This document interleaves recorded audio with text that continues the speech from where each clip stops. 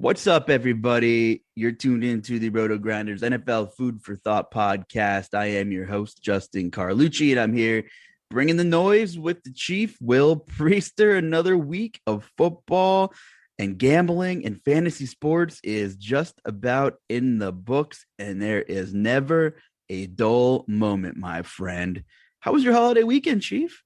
Man, that was good. I just got to spend some time with my girl, spend some time with my family, open presents, and watch the girls. It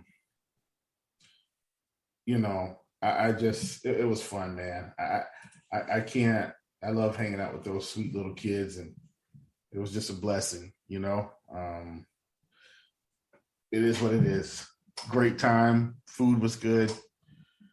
We get it. Yeah. Awesome weekend,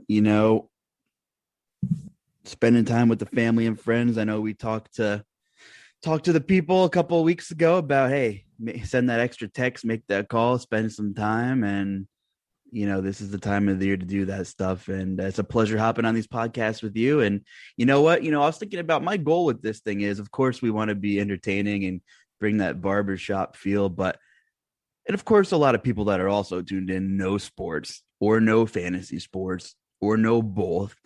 But if I could bring one different perspective that you didn't think about before this podcast started that maybe got the wheels turning, then I consider that a success. And when I talk to people like you, Chief, of the industry that I'm buddies with and I respect, when we talk, and if I can learn one new thing from you, another perspective, because with the way this league is, if you would have told me Houston would have beat the Chargers, I would have called you crazy, but I would have respected your opinion. Things like that, just learning and hearing, and there's a million different reasons to play a certain person in DFS or pick a side or an over or an under. Side. Kit Kat commercial. and that's our goal here, folks. Like the Chief says, this ain't your mama's podcast. It ain't your mama's podcast. I appreciate everybody that's been able to hang out with us and kind of understand that. Look, we want to give you some food for thought for the week, right? A few things to think about.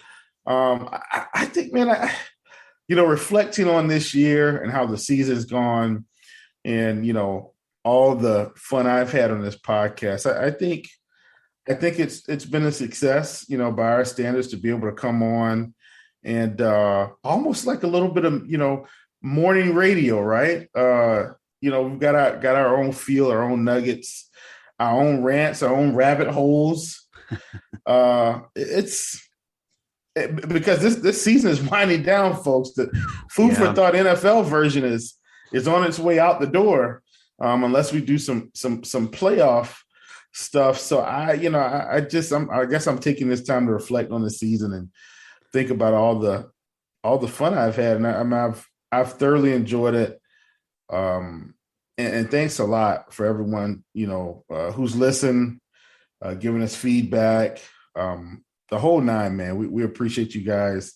This pod doesn't make it without you. So thanks a bunch. And we've made a ton of friends. We got some DMs from some listeners and had some conversations, and we appreciate you guys, and feel free to hit us up anytime. If you want to just shoot the breeze, say hi, see how, we want to see how you're doing too. If you got any fantasy questions, hit us up as well. But yeah, it's been a long journey. This season has been chaotic, and there's been a ton of great conversation. And yeah, hopefully we can continue this because, as the listeners know by now, we like to talk some X's and O's and some trade destinations and touch upon the league drama a little bit and free agency. And, we like to go into it a little further than just the projections you see on your screen every week, because let's face it, this podcast dropping on a late Monday night and the games start on Sunday, 5 days in the current state of the NFL is an eternity with how much news is breaking by the half hour anymore. So it's almost like we're just rather be a little more entertaining, give you some potential good game environments. I mean, it's a ton of hypotheticals at this point, folks, for sure. And also, good luck to those who were fortunate enough in your season-long leagues to survive to the league championship games, I guess I could say. There were a lot of fascinating league winners in best ball advancing and GPP winners this week. I mean, we're talking Rex Burkhead, Chief. We're talking the stops were out. The rabbits were out of the hat last week in the NFL. Yeah, for sure. So many. I mean, here's what I'll say. And this is something that, I've heard on ESPN. Hopefully they don't have this patented. Please forgive us, guys. We're not trying to steal your material. I think it's relevant for the situation. Here we go. It's a make or miss league. Used to get that on the jump with Rachel Nichols, Paul Pierce, that crew. Matt Barnes used to be on there. And I know this isn't an NBA podcast, but it's a make or miss league. Here's what I mean by that. Week to week, different things are happening. There's so many moving parts, right? And when I look over the standings, and I feel like I feel like I've wanted to lead in with this portion or this part of the conversation every week, because as we've gotten closer to the end of this thing, the standings have become more and more and more relevant. I think we talked about a really big game last week that we thought was coming up. We talked about Chargers Chiefs and how if the Chargers were able to handle business, right, they could have been in a spot to do something really, really interesting. If the Chiefs wake up today and they're 10-5 and the Chargers are, 9-6, we're starting to get some discussion going. Or shall I say, if the Chargers wake up and, they're both tied, right? Same old Chargers. Came out Sunday, Mr. Carlucci, and lose to Davis Mills and the Houston Texans. I mean, every week one of these debacles happens. No team is exempt, Luuch.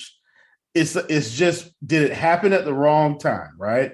The Titans got theirs out of the way early or a few out of the way at the right time. Lost early to the Jets. What in the world is happening? It's a meltdown in Tennessee. They rattle off 5 or 6 wins, and then they lose again to who they lose to. They should not have They lost to Houston in a monsoon without anybody. They had nobody. Yeah. But they turned the ball over 4 times, and it was a meltdown. The Steelers, same thing. Meltdown. That's what I'm saying. Yep. Here's the thing, and I'm using Tennessee as an example. The difference between Tennessee and these other folks is they've been leading the division most of the season.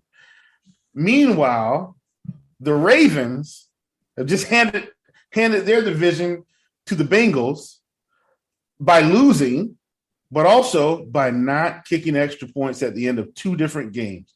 Could you imagine if the Ravens were 10-5 right now instead of 8-7? Okay. The Chargers have a meltdown at the end of the season.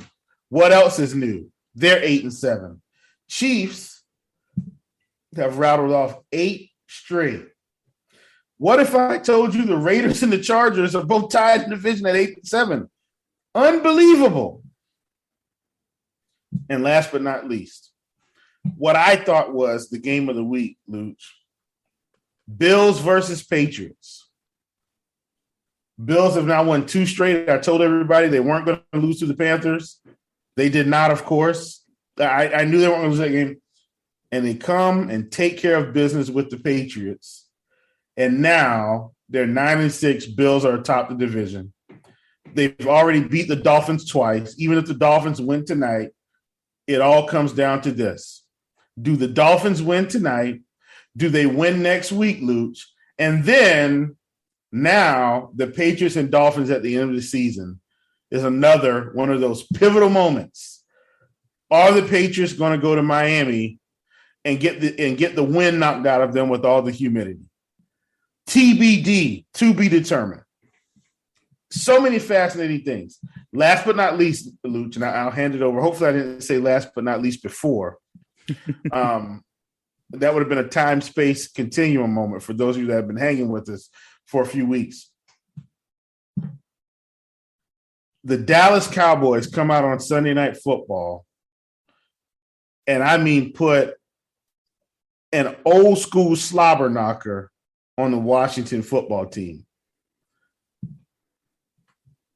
Do they come out this week and have a meltdown, Luuch? Is that what happens here? Do they come out and have a meltdown? They're 11-4 in the division. They've won 4 in a row. The Eagles have won 3 in a row. I mean, I don't know. Can I say I don't know? I don't at this point. I don't know. I need to see who gets put on COVID reserve and what happens the rest of the week, and maybe collect some thoughts. But you make a really, really great point.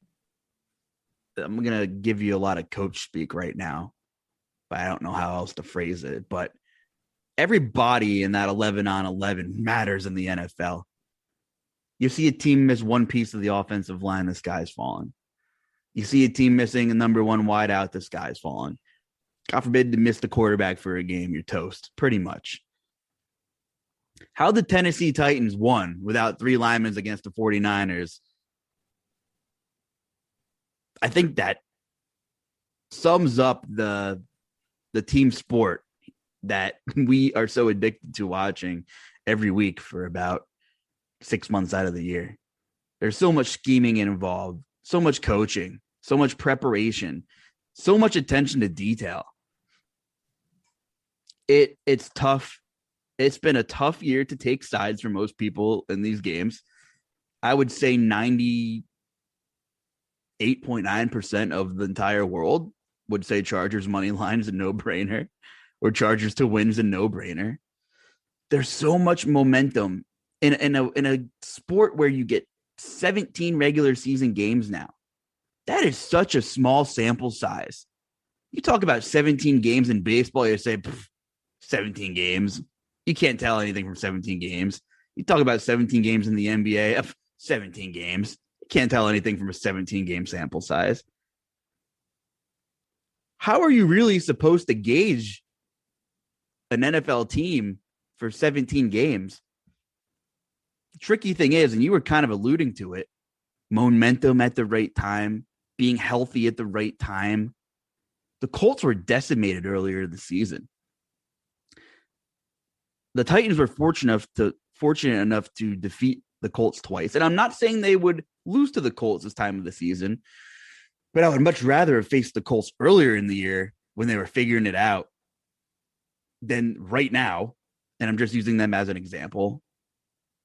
The Chargers. Boy, oh boy. You lose Mike Williams. You lose Austin Eckler. You already have a defense that is kind of one-dimensional. And in that sense, I'm alluding to their scheme of kind of just allowing the run game and playing nothing over the top. Well, Rex Burkhead said, no. Career day for Rex Burkhead on the other side of 30. We're going to carve the blueprint for the rest of the NFL and see what kind of, go back to the film and check out what kind of gap or zone runs we were slamming through San Diego with. Momentum and health at the right time is so big. And I think we can go back to, how about like the 2007 Giants? It's so strange, the NFL, how things can click and things can change.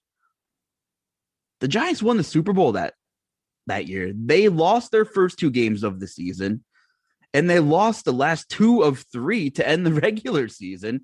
They get in as the wild card, second in the NFC East, and they run the table and win the Super Bowl. That sounds a lot like modern 2021, modern day NFL that we're dealing with right now, Chief. It's just amazing to look at. So I think everybody is live that gets in the big dance this season, man. It's going to be a hell of a postseason. Yeah, I mean, I agree. The thing is, who's getting in? I mean, we know certainties, right? So like the Rams are already in, the Cardinals are in, the Packers are in, the Bucks are in. they've already clinched the division. The Bucks have clinched the division at 11-4. Packers have clinched at 12-3. So we don't have to worry about that. Cardinals and Rams are in. Neither has clinched just yet. Cardinals lost 3 in a row, though. That's another sneaky story, underlying story that maybe we'll talk about another day. Cowboys are 11-4, and they've pretty much, in a sense, run away with the division. There are going to be some big matchups here coming up, and I'm really excited to see how this all unfolds at the end of the season. If you were to, look at, the playoff picture as it stands right now, and I'm pulling this up, guys, as we're on the show here. I should have had this one ready. Didn't think we would hit the playoff picture, but no, I don't want to subscribe. As it stands right now, Chiefs are number 1. They get the bye, and the Packers get the bye. Right? So both of these teams are, hey, we're not playing. And then you start looking at all these other teams and who they have. These are the on the bubble teams. Or teams teams on the bubble. Chargers, Raiders, Dolphins, Steelers, Browns, Broncos. And on the bubble just means not eliminated. And then in the NFC, on the bubble, Saints, Vikings, Falcons, Washington. They're on the bubble. In the hunt, 49ers, Eagles. In the hunt in the AFC, Titans at 10-5. More than likely, I think what's happening there is we're waiting to see who's going to win this division, right? Is it going to be the Titans or the Colts? Whoever wins, they're in. Titans play the 49ers. Colts already done.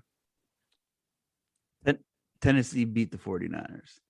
No, yeah, they've already won. Sorry. So the magic number for Tennessee is 1. They beat either Miami. They win, they're in. Yep. Mm-hmm. And the Colts have. I think they have the. So that Cardinals game. We'll get to the Cardinals. One second here. But what a monumental win for the Colts on the road. And don't look now. The Colts have the Raiders and the Jaguars. That's it. Yeah.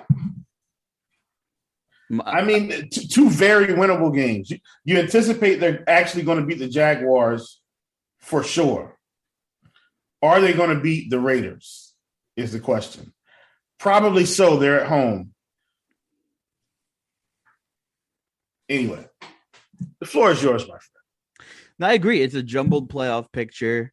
I think, just looking at this from a macro point of view, Lamar must really be hurting if he wasn't able to go this week. And Joey Bengals lit him up. Didn't take his foot off the gas. And the Bengals jump up to the 3 seed, 9-6. A team that I feel like, we talked about earlier this season. I think we should talk about the Bengals is, kind of searching for their identity throughout the year. Were they going to turn it over to Joe? Are they going to keep pounding the ball with Mixon? Who do they want to be? Can they find that perfect balance? I think back to about a month and a half, 2 months ago, the Bengals played the Browns, and on the goal line, Burrow threw a terrible pick 6 to Denzel Ward. And I thought there was a bit of identity crisis there. But it seems like the Bengals and Joe Burrow have got their swagger back, and this aerial attack has been impressive. Granted, the Baltimore secondary is in complete shambles. We're going to see how battle-tested this Bengals team really is. And I think they're the most fascinating team to watch down the stretch because they play Kansas City at home this week as 4-point dogs. And I think we're going to start to tell a lot about both teams in this game because the story of Kansas City's second half is the defense is much improved. Mahomes doesn't have the same problems. This is a prove-it game for both teams. And two of Kansas City's super impressive games were both against the Raiders, who the Chiefs have used as punching bags in both games they've played against this season. The Steelers' deficiencies and flaws, and most specifically Ben Roethlisberger and not sustaining drives, was on full display last week. And the Chiefs played it perfectly. Credit their scheme, credit their game plan defensively, which gave Mahomes many possessions, and he didn't even need Travis Kelce. He didn't even need Tyreek Hill, who barely contributed. Clyde Edwards-Helaire got hurt again. Didn't need him. What's it going to be when Mahomes plays this gritty Bengals team, who are much better defensively? And on the flip side, are we going to see Joe Bengals? Here I am actually calling him Joe Bengals. Continue to make that ascension into an upper tier quarterback. We want to see him string a couple of games in a row. I'm not talking 500 yards and 5 touchdowns. Whoever wins this game, I think, is going to have a great deal of momentum moving forward. And that's one thing you don't want to give the Chiefs on top of their current 1 seed is more momentum. Are you excited for this one? Yeah. Speaking of which, let me say this. It's a mean street out here in the props game, people. Especially when you take Joe Mixon over, I think, 66, 67, 68, 69 and a half rushing, whatever it was. And they're up at least 20 points in the fourth quarter. And Joey Bengals just keeps pushing the ball down the field, scoring touchdowns. Not only that, Joe Mixon gets like a 50-something yard reception at the end of the game. So much pain. At any rate, here we go. This is a big game. This is a big game, not necessarily as much for the Chiefs, but for the Bengals.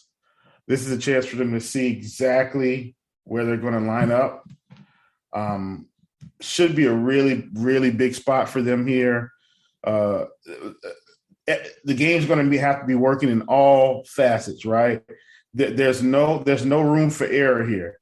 It's got to be working in all facets of the game, and I think it will. I think they'll be fine, and we'll go from there. Yeah, I'm excited for that one. Great receiver trio of Jamar Chase, Tyler Boyd, T. Higgins. Burrow's finally dispersing the volume and keeping the defense on their toes, man. Tyler Boyd had a very quiet first half, couple of massive plays the last couple of weeks. And we can kind of tie this in with daily fantasy sports because the Bengals double stack was everywhere in contest winners and in a couple of season-long winners. But the QB wide receiver double stack with the Bengals finished everywhere in the top 0.1% pretty much of GPPs. What a performance. What a tournament play that Joe Burrow was. What are your thoughts on this Bengals aerial attack? Is it kind of hard to pinpoint where the volume's going? So, it makes sense to maybe double stack if you like the passing game and you don't know where it's going and if you think Burrow balls out, play both of them if they're fairly priced. It's not like you're paying 2 9K receivers together. I would imagine some of the Bengals are fairly priced. And I have to bring up the pricing for this week, but that's what worked. I mean, shout out to everyone who went that direction. A lot of money was made, Chief, with the Bengals double stack. Yeah, man. And look, that's why you play it, right? For times like this when things go all the way right, where and usually, in my opinion, how it usually goes is kind of how it went, right? Imagine, and I'm going to use this as an example. Imagine if the Seahawks double stack worked all the time. Typically, what we would probably see is you'd look for Tyler Lockett to have 8 or 9 catches for 80 yards and a touchdown, right? And for DK Metcalf to have 5 to 6 catches for 120 yards and a touchdown or 2 touchdowns. And that's how, right? Because those are like the 2 main guys on the team. The crazy thing about this game, you probably could have run a triple stack.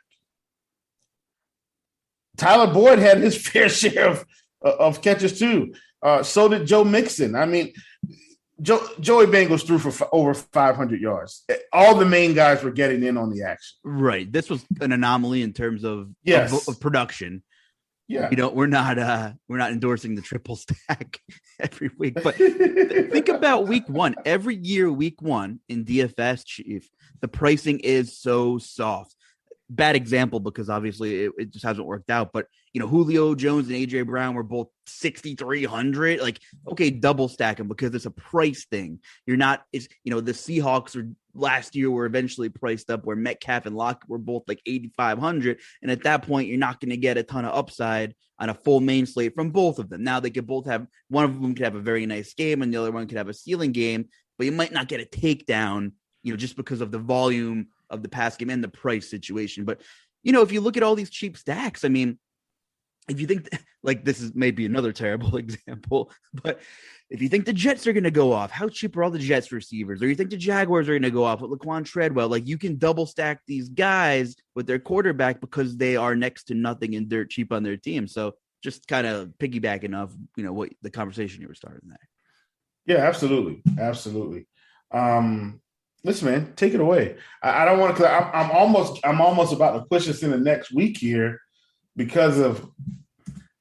I think this is another interesting week.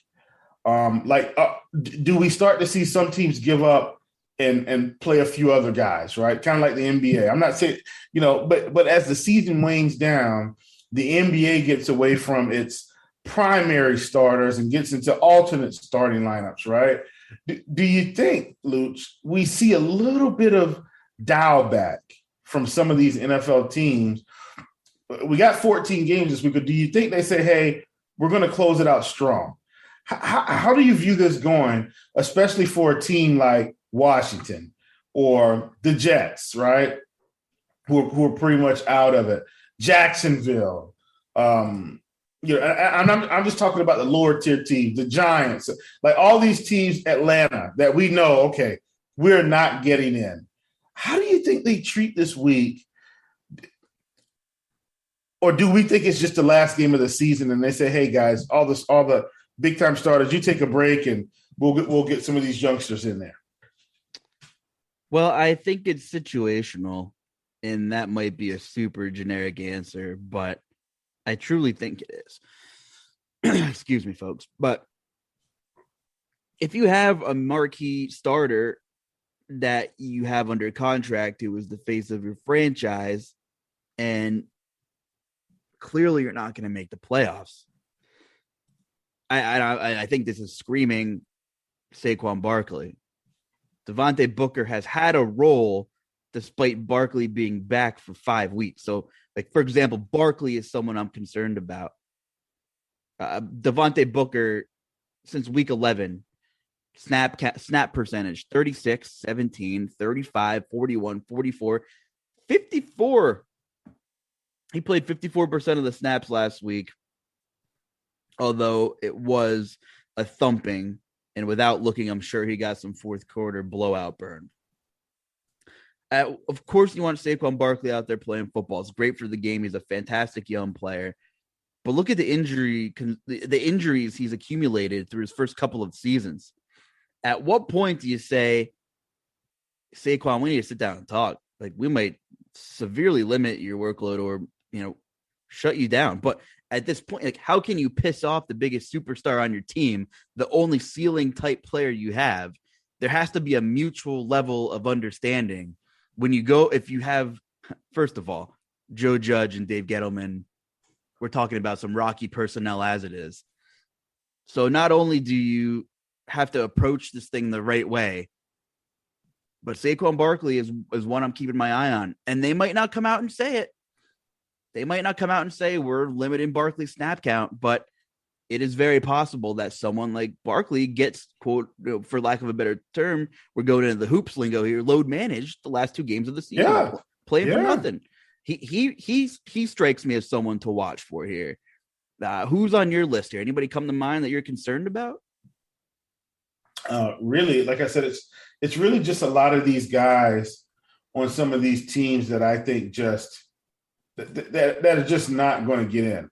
Like at this point, when does Seattle pull Russ out, right? Like I still don't think Russ has been okay since that finger injury. They're just playing Detroit, and they're probably going to play them this week because they're at home. But those are just the types of things I'm thinking about. Where I know in football, typically guys fight through until the end. But last game of the season for a veteran like Russ, who perhaps wants to sit the game out because it's like, look, man, I've struggled all season with this finger, and we fought, but we're not getting in. I'm out of here anyway. And maybe he takes that approach. And that, Russ has been a consummate professional most of his career, but I definitely think he's getting disgruntled. And I think Russ wants a change of scenery at this point. I think he feels like the window has closed on winning in Seattle or being competitive, right? It's one thing when you can still be competitive and win 10 to 12 games. It's another one when now you're at the bottom of the totem pole almost in that 5 to 8 game range. And I think, what have they won? 6 games, 5 games? Let me check. It has not been pretty for the Seattle Seahawks. They've won 5 games, Luuch. 5.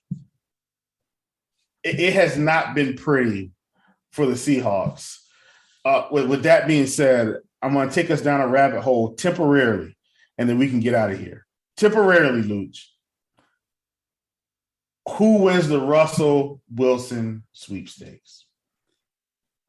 We talked about this a little bit last week, and I know you made a case for the Panthers, and I'm curious if you're still thinking that way. Now, ironically, over the weekend, I think it was PFF tweeted out a teaser of Russ in a New Orleans jersey. But do you see their cap numbers next year? They just threw the bag at Taysom Hill, and they can't. There's no way Russell Wilson goes to New Orleans. That was just clickbait, in my opinion. I don't know. Maybe let's do this.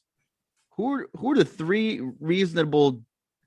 most reasonable destinations who are also in position to land a big name quarterback? I think you made a case for your Panthers. Eventually, John Elway and company, I know he's not the GM, but he has a ton of pull there, have to bring in someone like Russell Wilson because we often talk about the level of skill player. I mean, Noah Fant would be a Pro Bowler. They just threw the bag at Tim Patrick, Cortland Sutton, Jerry Jeudy coming back, Javonte Williams. You have an elite caliber of supporting cast skill players there, dying for someone not named Drew Lock. And no offense, Teddy Bridgewater, I hope you have a full return. I hope you're healthy. Another, scary injury for Teddy Bridgewater. But, everywhere Teddy went after his rookie of the year, honors and everything, he's kind of just been a bridge. Bridgewater's been a bridge, it seems like. Without sugarcoating it, neither of those two quarterbacks are the long-term solution in Denver. You don't want to waste the primes of some of these players. I mean, Cortland Sutton already had a pretty bad injury. Obviously, we were thankful to see him come back and play football, and he could be performing at an elite level. Is Russell Wilson going to be in Denver? I know people were linking Aaron Rodgers to Denver in the summer. Didn't happen. Russell Wilson. What can Russell Wilson do? He's not going to throw for 350 yards a game. He's a proven winner. He's smart. He doesn't turn the ball over. He plays in cold, rainy, gross weather. There aren't many quarterbacks that can fare in Mile High in early January. But Aaron Rodgers and Russell Wilson strike me as two that would welcome the challenge with open arms. I mean, look at Green Bay. They're undefeated at home this season playing up there in the frozen tundra. I think Russell Wilson to Denver is kind of interesting, Chief. I like it. And I think there's a lot of teams that he could go to, right? That's the thing. Like there's a lot of teams that he could go to. One of the teams that I've also and maybe I talked about this last week, I really think he could end up in a Steelers uniform. I know they've drafted some guys, but I think him to the Steelers could make some sense, right? I think they'd have enough money to go out and get him. I definitely think Big Ben is on his way out. And I think he's still got a good complement of weapons, right?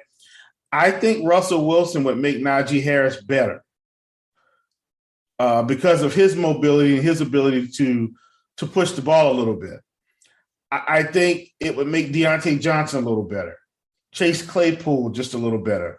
And not that Big Ben still doesn't have the mental talent, but his physical gifts in terms of mobility are moving. They're fading him. So, you sit on it and you think, man, Russ to the Steelers does make some sense. And then, Luuch, I think about possible contenders that maybe just need a quarterback, right? Possible contenders. Possible contenders. There's not a lot, okay? There are not a lot of teams. But Denver could be one of them. Denver kind of fits that mold. Absolutely. But here's what I'm thinking about. You have the Los Angeles Rams, you have the Detroit Lions. Detroit's going nowhere fast, and LA is being held back by the quarterback position at the time, right? And they say, okay, can we get Matthew Stafford? And they go out and do it.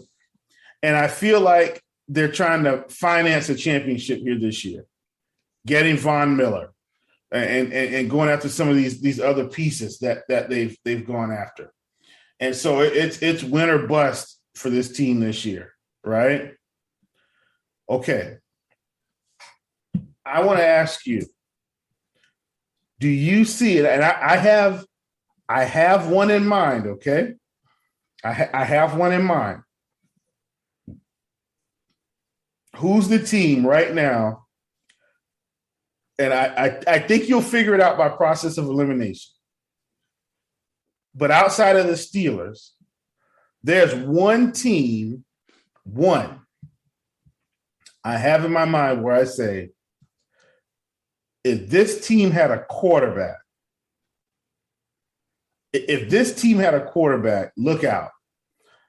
They could be scary. They have lost a piece over the course of the season.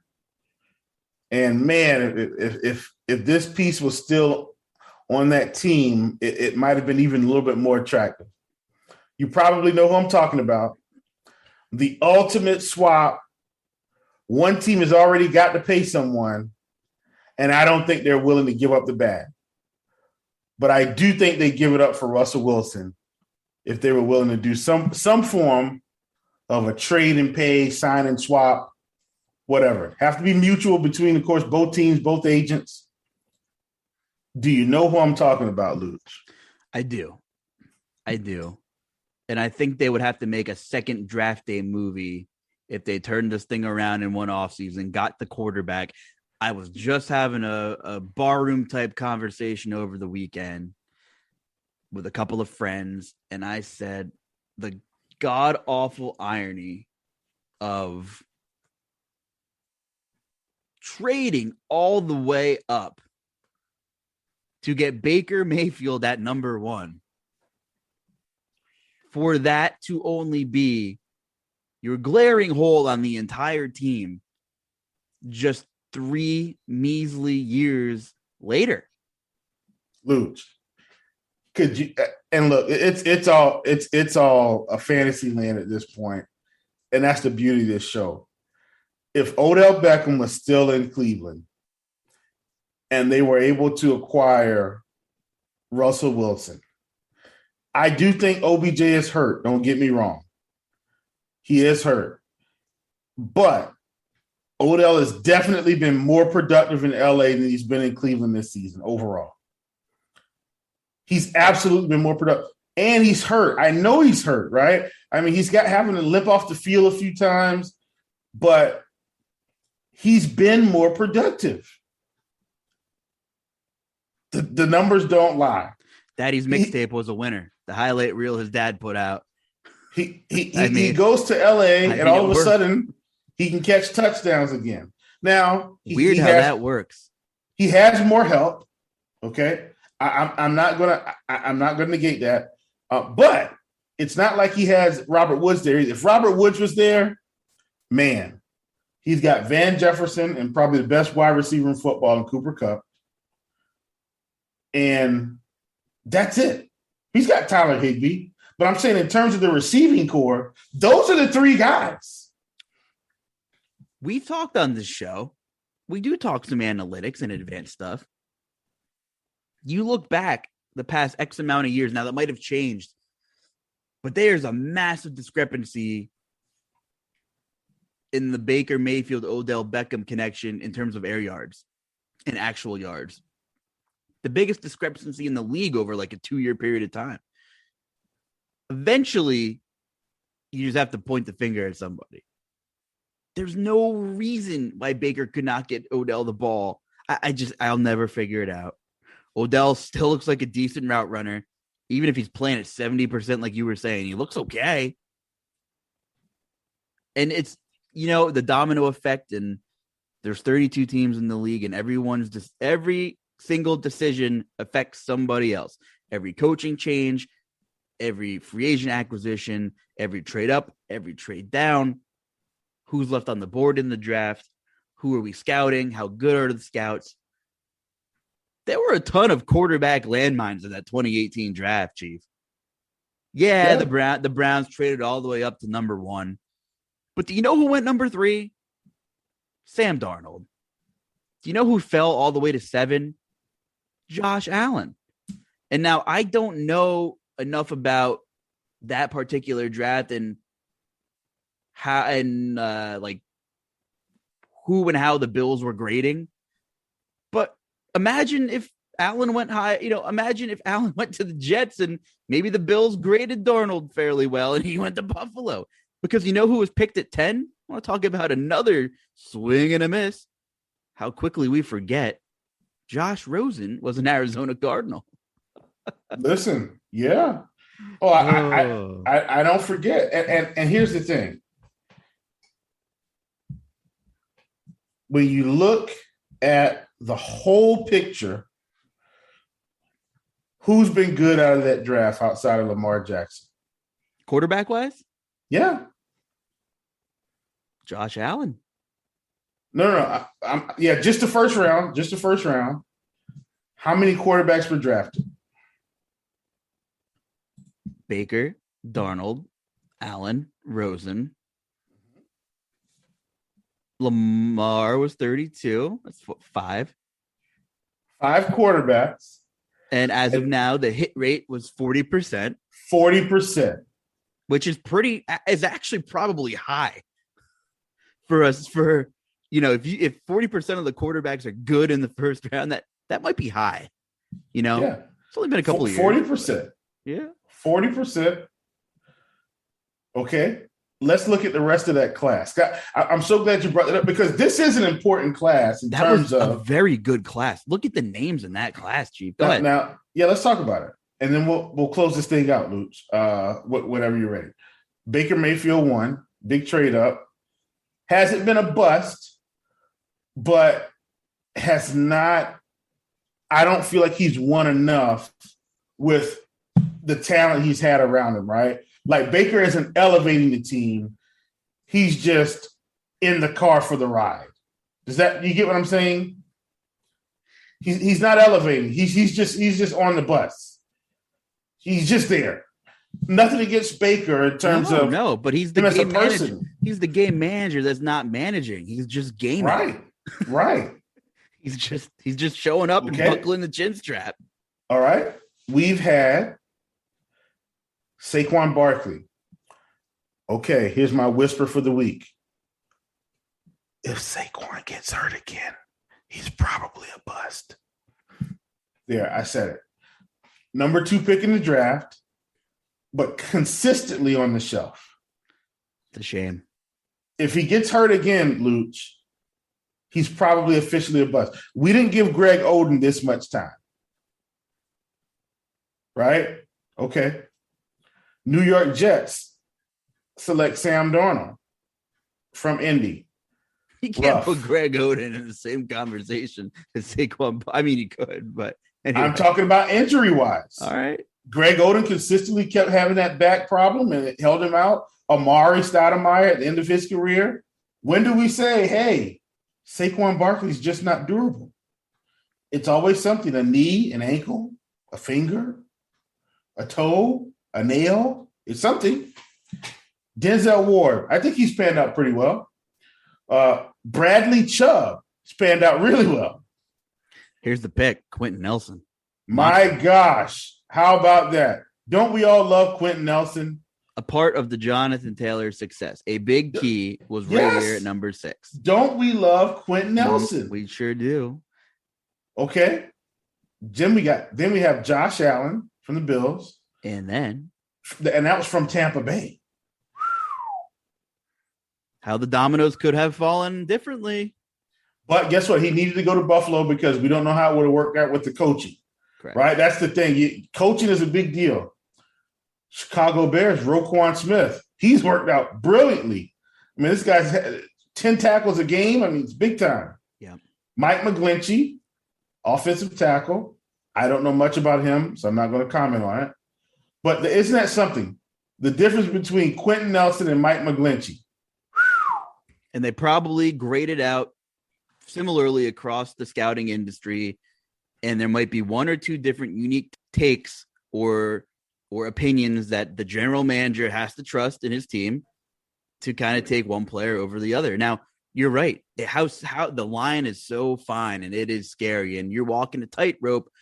One good or bad pick makes or breaks a lot of careers in scouting, especially in the first round. You can whiff in the 6th round, of course. First round, though. But guess what? The scouts will tell you make your money in the 6th round and 5th round and 7th round. Those are the money picks. Here's why. Because they don't have to actually pay him the money. This is one of the best first round, despite some of the busts we were kind of talking about. But you rattled off a bunch of high quality Pro Bowl level football players. But it gets better. Look at watch this. Go through the mid range. Yeah, the meat of I'm just going to rattle them off because these are guys, especially on defense. Minka Fitzpatrick, Vita Vea, Darren Payne, Marcus Davenport, Colton Miller, Tremaine Edmonds, Derwin James, Jair Alexander, Leighton Vander Esch, Frank Ragnow, Billy Price, Rashawn Evans, Isaiah Wynn, DJ Moore, Hayden Hurst, first round. Calvin Ridley, Rashad Penny, Terrell Edmonds, who's playing big time, Taven Bryan, Mike Hughes, Sony Michel, and Lamar Jackson.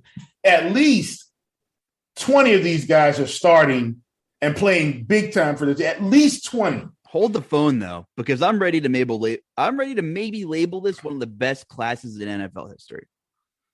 Scroll down to that second round, and I'll rattle off some second round names of the 2018 draft. Go ahead. How quickly do people forget? And the way the dominoes fall. Nick Chubb, 35 overall. The Colts hit an absolute grand slam in this draft with Quentin Nelson in the first round. Darius Leonard in the second round. What a monster class for the Colts. Ronald Jones, 38. Whatever. He's contributing. Cortland Sutton, 40. Yeah. Harold Landry. Mike Gesicki. Yeah. I mean, it's unbelievable. Dallas Goedert, 40. And MJ Stewart, good game for Tampa Bay. Christian Kirk from Texas A&M to Arizona. Jesse Bates going to have his work cut out for him with Patrick Mahomes this week. And Dante Jackson is still playing really well. I don't like Dante Jackson that much because I think he uses his speed to overcompensate for what should be technique. But he is still on the field for the Panthers, and that's probably just me being a homer. But you're telling me, Luuch, there's no way the third round has any talent left in it. Well, wait a minute. DJ Chark, he was just hurt this year. Okay. Got hurt early. Okay. He went there. Carlton Davis. Okay, well, go down to round 3 and tell me if you're mind blown yet. What do you got in round 3 here? Yeah, a whole lot. Fred Warner's playing big. Fred Warner. Justin Reed. Lorenzo Carter. Yeah, I see that. Mark Andrews went 86. Sam Hubbard. Yeah, look at that. Look at that. Michael Gallup from Colorado State. Orlando Brown. Mark Andrews at 86. I mean, what a class. Traquan Smith. I mean, and now we're just talking about, guys that are playing. Ronnie Harrison winning that one. A lot of these guys have played big minutes. Ian Thomas, he's still in the league as a blocking tight end, but he's playing. Naheem Hines from North Carolina State, still with the Colts. Antonio Callaway. Now, this guy, I think he had potential, but it's not there. I mean, 4th round now. So anyway, really good draft, Luuch. Really, really good draft. And imagine if we went down to the 5th and 6th round, we find even more nuggets. Well, I'll tell you how I'm going to tie this in with last week, and we'll segue into week 17.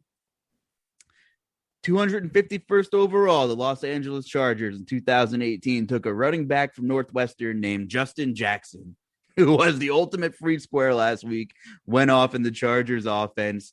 And if you picked him up on the waiver wire, you probably had a big boost to your team scoring output.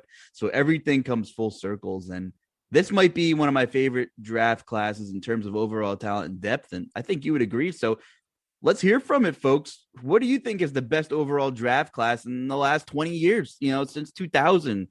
What do you think about 2018? What if Cleveland didn't trade all the way up for Baker? Yeah. Every domino that drops matters. Let's take a look at this coming week, Chief. I know you want to segue into it, so I'll throw it over to you. Talk to me here. Any good targetable game environments for DFS, first of all? Yeah, man. I mean, I think when I look over it, I think KC Kansas City is going to be a big one. I'm not going to talk about that because I feel like that's kind of dare I say it, an obvious play, right? I think that's an obvious one. Here's one that I think will be obvious, but has a little bit more oomph to it. Let's go with the word oomph, Luuch. And here's why. On Sunday at 4:25 p.m., the Arizona Cardinals and the Dallas Cowboys are going to be playing football. And I think this is a big game. Dallas is leading the division currently.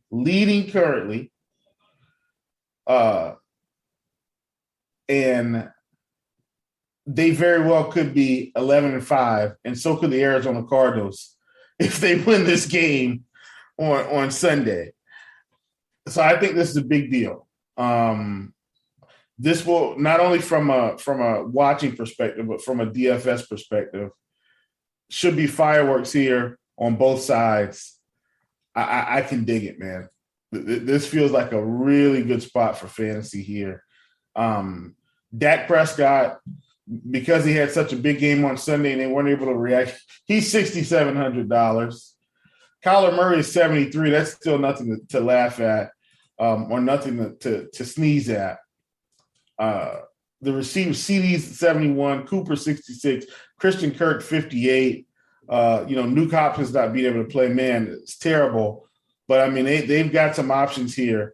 Could this be, could this be one of the Rondale Moore games? I know he's questionable currently, but could this be a Rondale Moore game where they bring the Swiss Army knife back out?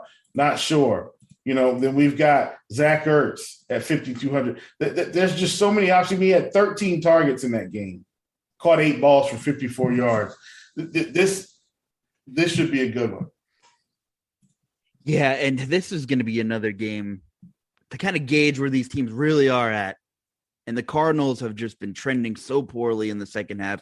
Yeah, dealing with a lot of injuries. Of course, Kyler's been back a couple of weeks. They lose DeAndre Hopkins again, but they have wide receiver depth, and you bring in Zach Ertz.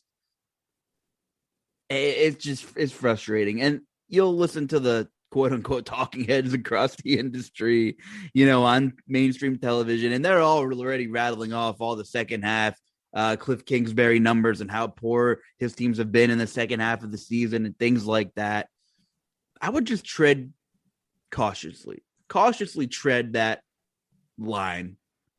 Because as we talked about in the top of the show, the 2007 Super Bowl New York Football Giants, and I'm not like crowning them the biggest crown jewel in the world or anything, but they're a team who made it as a wild card, lost the last 2 out of 3, flipped the switch, won the 4 games that won in the playoffs were all 1-score games, I believe, and were able to grind it out.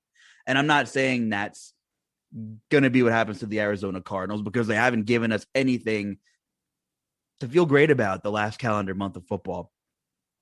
They were a mess against the Colts, an absolute mess.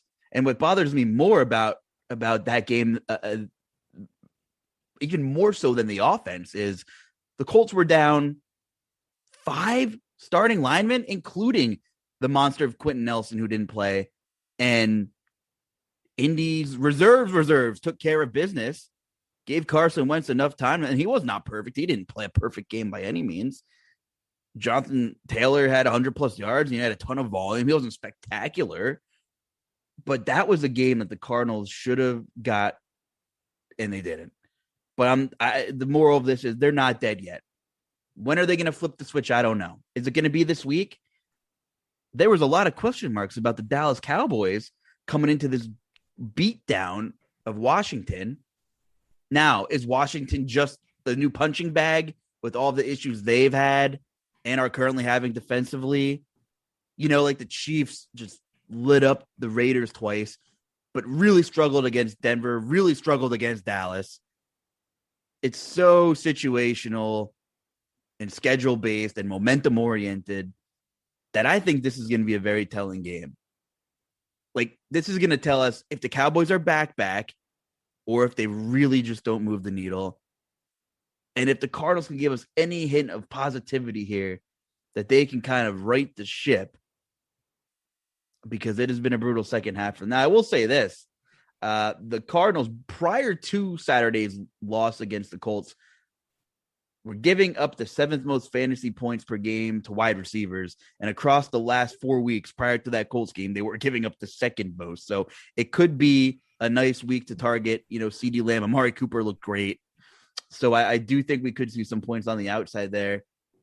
And I will say, I do think Dallas does have the slight edge because you can run on the Cardinals. You can. They give up the 10th highest percentage of successful rushing plays in the league, 4th most runs of 10-plus yards in the league. They're really bad against defending zone runs. And I don't know off the top of my head. I'm trying to – is Dallas a zone team or a gap team? I don't know, but I will tell you in a second because that could be key too. Yeah, they're a zone team, and they've been pretty bad running the ball, zone runs this year. So I give the edge to Dallas here, man. I know that's not that's probably the popular public take after that beatdown of Washington, but I think it's an uphill battle for the Cardinals. I'd love to see something to get excited about at Arizona, though. What are your thoughts here? Yeah, I mean, I think for me, Nuke Hopkins not being healthy, I think is a big deal for them down the stretch. Like, love Christian Kirk, love AJ Green, but none of these guys are Nuke Hopkins. And I think Nuke, was going to help open it up for this team long term, right? As they went deep, when you got to account for Nuke, that helps these other guys get going. And I definitely think Dallas wins here. Yeah, like those, like that offense in this game, like CD, like Zeke. Tony Pollard back to spell Zeke isn't the worst thing in the world. Zeke had a monster game. So, I think that's interesting. I'll tell you what, I think a big injury to monitor here is, I know it's not a super exciting game, but I think the availability of Ramondre Stevenson is huge. We saw Damian Harris have a monster game. Shout out to the Iceman, Keith Eister, who talked about him on Sunday and also wrote up a bunch of his props on Scores and Odds. Huge game from Damian Harris. And they got the Jags. And if Stevenson's out, Harris is 6,600 in a game that the Patriots need. The Patriots need to kind of keep pace. We're playing for seeding now. Big loss to Buffalo. And I think Damian Harris is definitely a name to watch here at 6,600. Also, who's going to be available for the Chargers? Austin Eckler should clear protocol. Mike Williams, I'm assuming. I don't know his vaccination status, but when I started in this industry, I never thought we'd be talking about, I don't know his vaccination status. I don't know how many vaccines he has, but it's so hard to keep track of. So who's actually going to be available for the Chargers, I think is critical as well. That Atlanta Buffalo game, man, I feel like there could be points there too. What do you think about rolling out some Josh Allen? I'm sure he'll be super popular against Atlanta at home. Yeah, I'm sure he will be. I mean, listen, he can get it done against anybody. I think they'll be fine. The question is, how much do they, if it gets to that point, how much do they score before they call the dogs off? That's true. And if they keep the pedal to the metal or not. Another big headline is Jimmy G's got a messed up finger. More likely than not, we are going to see the Trey Lance experience at a whopping DK price tag of $4,800 against the Houston Texans, who are on an absolute heater right now, Chief. Yeah, I'm not playing Trey Lance. I hate to keep it so succinct, but I'm just not doing it. There are going to be too many other options for me to worry about getting in on Trey Lance shares. Just can't do it. I'd rather play Davis Mills. 4,800. I don't have a problem rolling out Trey Lance. I don't with the rushing upside. Now I do want to see what his ownership's going to be, because I might just choose to flip my build and look the other way here. I know you mentioned that Kansas City Cincinnati game. And maybe we could circle back to that for a second. Like, I guess you have to temper your expectations with Joe Burrow after coming off a historic game against Baltimore. Well, what are your expectations for the Cincinnati team? Realistically, ballpark it for me. What do you want to see out of them? I think they compete, and I think they lose. Simple as that for me. They haven't shown me consistency all year. Why would I expect them to suddenly win two big games back to back? Yeah, that's a decent take. I don't totally disagree. On the flip side, in that game, we're gonna get Travis Kelce back. So that's gonna be the game where there probably should be, where there's going to likely be a bit more ownership than there probably should, I guess. Right? Do you agree with that take, or am I wrong there? Yeah, I mean, I agree. They'll be where they should be. Okay, that's fair. Just looking at some other prices here. Let's take a quick look at running back and see, what catches our eyes here. I'll rattle off a couple of names that are popping off the sheet. Speaking of bringing in the new wave, and better late than never, but Rashad Penny finally getting RB1 volume here. I think the Chris Carson days are well over.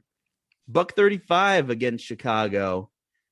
Nice performance from Penny, who again missed a ton of time this year, and it's been a couple of years since he's been in the league and just couldn't get it together. But 6,100 against Detroit, I think he'll be pretty popular, barring any other free squares that open up, and it's certainly possible. That's for sure. I think Elijah Mitchell's availability is a big question. How about Miles Sanders? Broke his hand. That's a sore spot, man. Just right when you thought he was getting the keys, right? Gets hurt, and I just feel so sorry for these guys. But that's running back in the NFL, right? If you can't get completely healthy, you're going to keep getting these knick-knack injuries, right? So that's why a guy like Derrick Henry, who's kind of gone the distance for a stretch, I'm interested to see how he comes off this injury. For many reasons. Yeah. One, because he was arguably the most durable running back I've ever seen in my life. But B, with that foot injury, he's 250 pounds. He's not a $180 soaking wet, one of those guys. Yeah. But I root for the guy. I am a fan, but he's just a good guy. He really does. As far as I know, it's not like I know him by name. It's not like I go get a bite to eat with Derrick Henry. But from what I know about him is he works extremely hard. Of course, that's just what I see. Again, it's not like I, text Derrick Henry before I go to bed and say goodnight or anything like that. But, he seems like a good dude, always in the running for the Walter Payton Man of the Year award. He rehabs hard, and we'll see. We'll see. I don't think he's going to be back this week, but maybe we get a week 18 Derrick Henry week and see what happens there. Let's look at the wide receivers before we kind of wrap things up here. And I want to see if anything catches your attention. Now, the 9,500 tag for Cooper Kupp. Is he going to still garner a ton of ownership at that price, do you think? I think it depends on how they design the lineups. I want to go out on a limb and say he's going to get ownership because he's Cooper Kupp. I think that's the best way I can explain it, right? Number one wide receiver in football, is getting the actions, going to get the targets. And he's got every part of the field where he can get going, Luuch. Around the line of scrimmage, the intermediate, and the long ball. I think we're at the point of the year, and I'm scrolling through for time purposes and seeing what catches my attention is we have to take St. Brown extremely seriously now. Look at that volume he's seeing. Getting that matchup against Seattle. Now, I don't know if there's going to be any weather. We have to check weather. He is going to get Jared Goff back, which I guess is an upgrade. But his role has not changed as the alpha in that offense. Yeah. What are your thoughts on St. Brown? Too late for my season-long team. Drafted him. I drafted him. I knew this guy had the stuff to play pro. And, it just came a little bit too late. But, I mean, I think next season could be a good season for him, if they start out the right way. You know what I mean? Like, he's not Megatron, but he is a really good receiver. He should improve drastically over the summer because he's probably going to get a little stronger, right? Probably going to lift more, probably going to have a lot more film study to prepare. He should be a true number one when he comes back next year. I agree. How about life after Chris Godwin in Tampa Bay right now? Mike Evans also has COVID. Antonio Brown is going to be your cash game lock again. We saw the volume he had against Carolina. 54% of his team's air yard market share as well. Talk to me here about this situation. I know we talked about Tennessee. Julio Jones on the COVID list. Most likely not going to play. At this point, I don't know how much it matters. Again, don't know if there's going to be weather in that Tennessee-Miami game. There could be. A.J. Brown, what a game. Thursday Night Football. Tannehill stepped up, made some big plays against a pretty ferocious front seven. And Tennessee down a bunch of linemen. A.J. Brown had 77% of the Titans' air yard market share. How interested are you in A.J. Brown this week against Miami? And does Julio Jones matter? Nah, not really. And it's nothing against Julio. It's just Julio's older. And guess what? We've seen injuries derail his career the past few seasons, right? Every year, hamstring or a foot or a toe. So he hasn't been the same. This isn't him and Roddy White, right?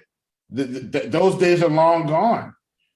And I think Julio needs to go ahead and consider retiring.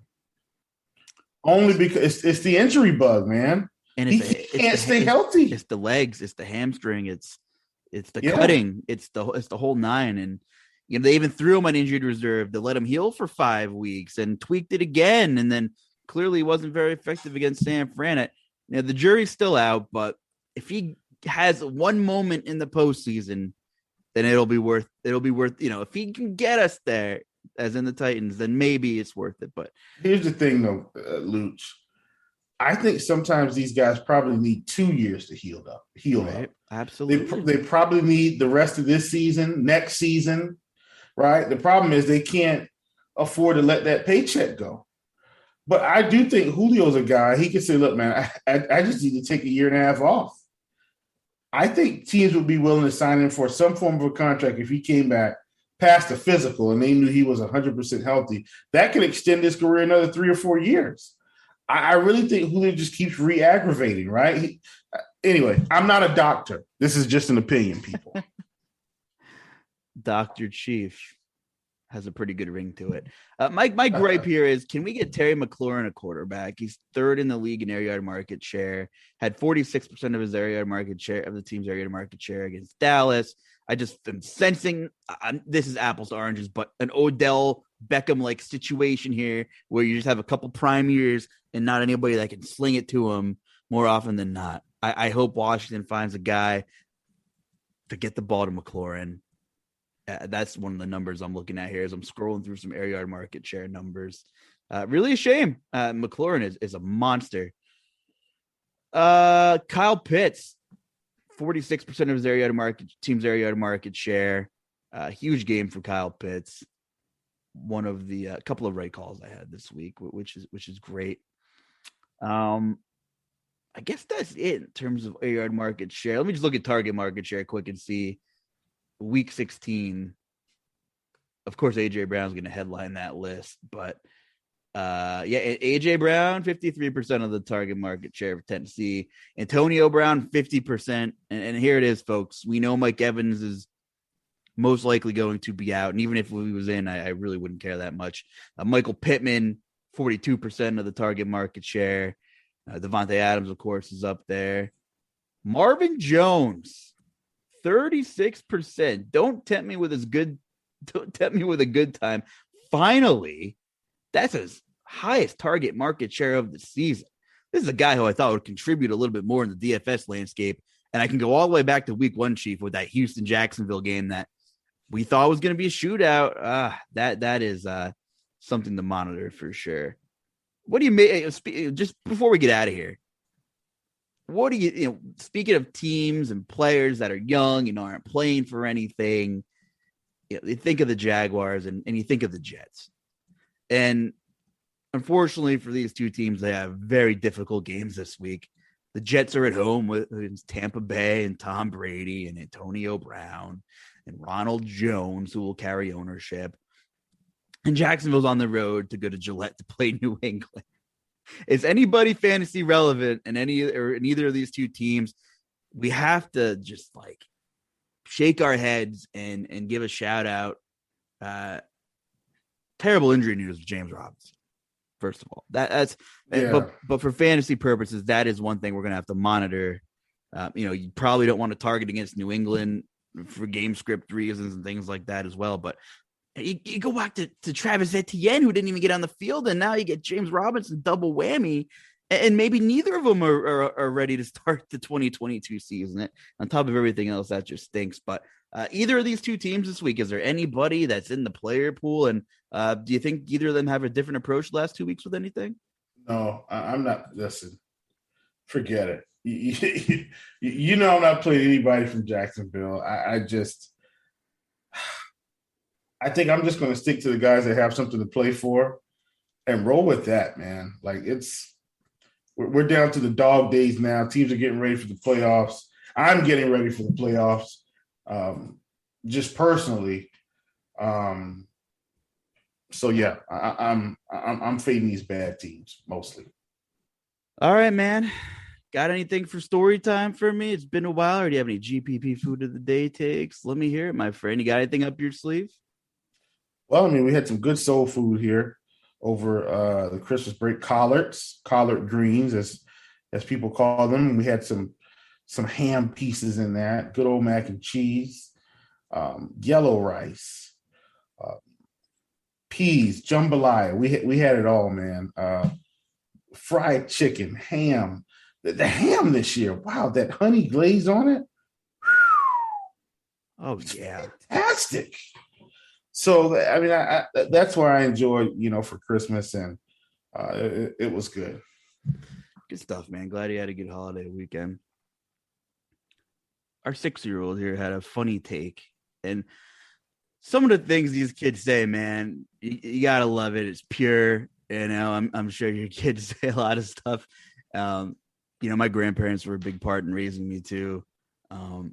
My mom, single mom, raised me, and she had to go back to school, got her master's years ago, totally reinvented herself. So proud of her. And she taught for 30 years. She taught elementary school for 30 years. And that's not exactly what she intended on doing, but awesome stuff. And I was fortunate to spend a lot of time with my grandparents, and not a lot of people had that opportunity, but they helped me get to where I'm at. And they did a lot of funny stuff for me. I tell you, I found a notebook a couple years ago that my grandmother apparently it was like 6 pages, just wrote down dumb stuff that I said as a kid.